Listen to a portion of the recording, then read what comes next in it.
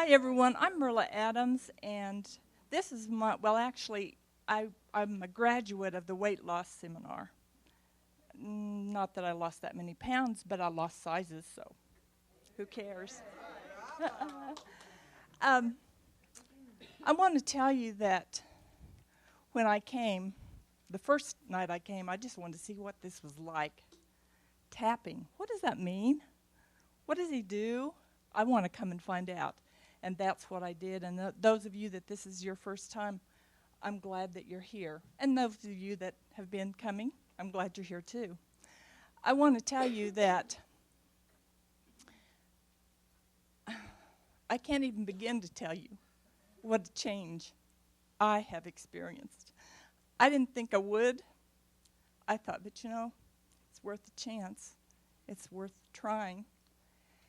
And I got up at the second free seminar before he started the 6-week one.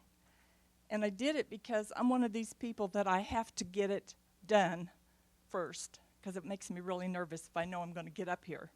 So I did that. And from that time on, it made a big difference. So I would like to tell you that if you have problems, and I know you probably do or you wouldn't be here, that it's worth it. And come up here. Because even though you tap out there, it helps. When you come up here, I don't know how to explain it except that it really does help. He's got the magic touch, I think. Anyway, I'd like to introduce you to Robert Smith. Wow. Thank you so much. The magic touch. The magic tap. You know, it reminds me back in about 1990 and 91. I've been through a lot of stuff, and trying to heal my life and to change myself. And I was learning this tapping process and understanding how the mind works and how we have problems. And the first massage school I enrolled in, they kicked me out of it because of this tapping process. And the second massage school I went into, I said, hey, I have this acupressure technique. Then I figured out it's acupressure. And they said it's energy work, in which I didn't really, I wasn't really for sure what energy work was. And then, and they said, oh, that's okay. We teach acupressure, and we have Reiki masters and all this stuff. And I said, oh, by the way, I got kicked out of the other school. And I said, that's a good thing. That guy's kind of crazy, but so I'm using this tapping process, and I remember the lady who came from the college next door, and she had this real stiff neck. She couldn't even turn. It was just so much pain. And I said, I have this technique, it's acupressure, and it may help you with your neck pain. And so I started using this simple process, and some emotions would show up, but changes would occur. So I started using this process, and all of a sudden, there was emotions would show up, and by the time we were finished, she could look around, the pain was gone. Pretty amazing. Well, maybe 2 or 3 weeks later, not for sure how long it was, I was in class, and somebody said, hey, Robert, Shelley wants to talk to you. And it wasn't a good tonality. I go, oh boy, another experience like the last one. So I went into her office, and she goes, Robert, the owners of the school are very concerned that you're using voodoo. And I said, well, I don't even know what voodoo is. And he said, well, it's that tapping stuff. I said, oh, okay. And they said that we're really concerned that you may be tapping on clients. I said, well, I hadn't done that yet. And then she said, we just want you to lie low, be quiet, I said, okay, I'll try.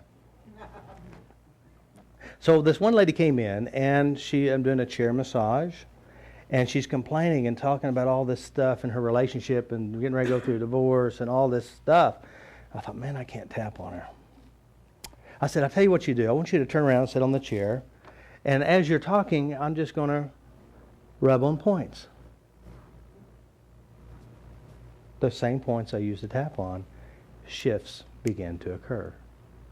And by the time we're done, she had this big smile on her face, and she gave me this big hug. She said, "You really helped me a lot." I thought, cool. And when she was leaving, I was thinking, damn, I'm good.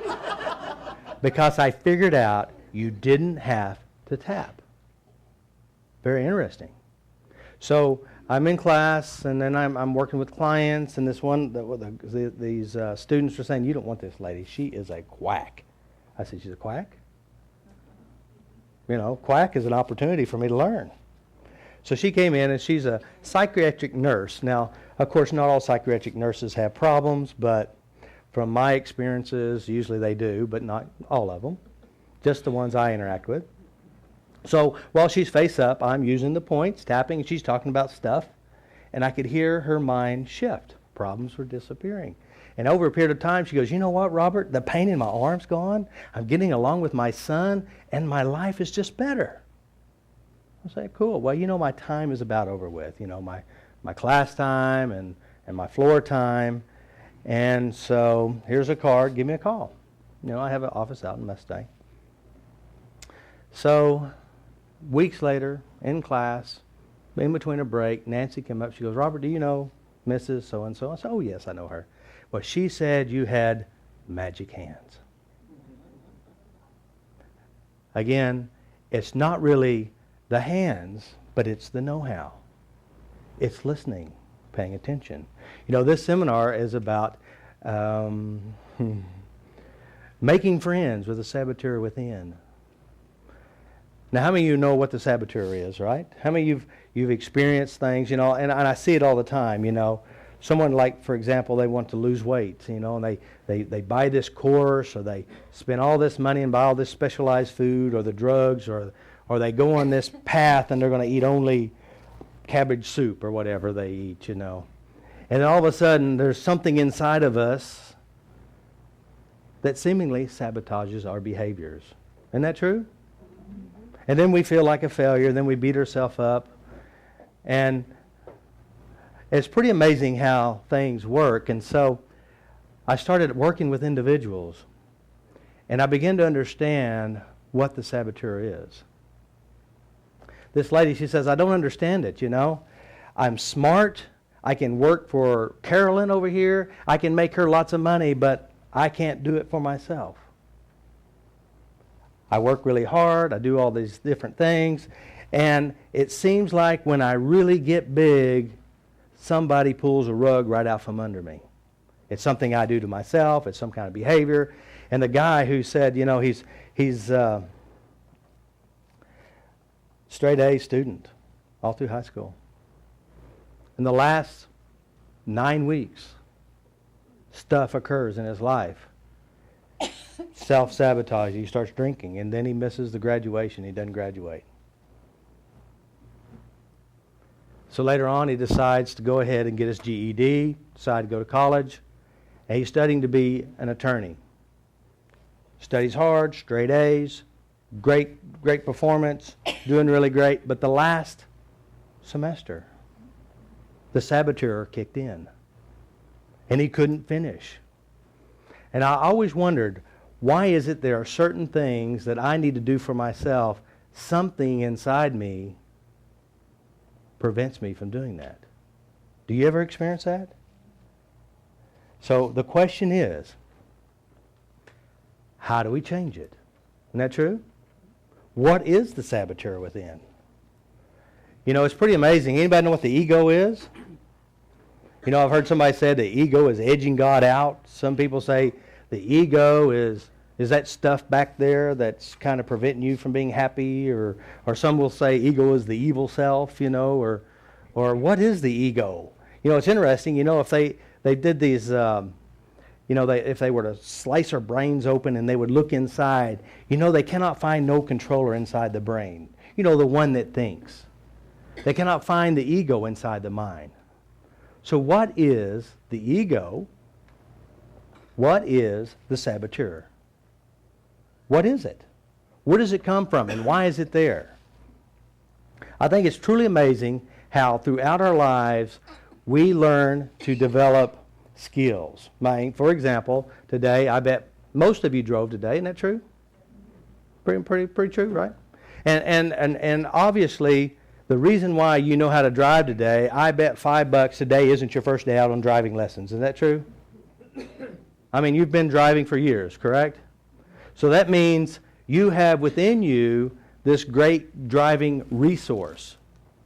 That means you can just drive. Now, how many of you remember back then when you first started, and I don't know if you remember, but I remember the very first time.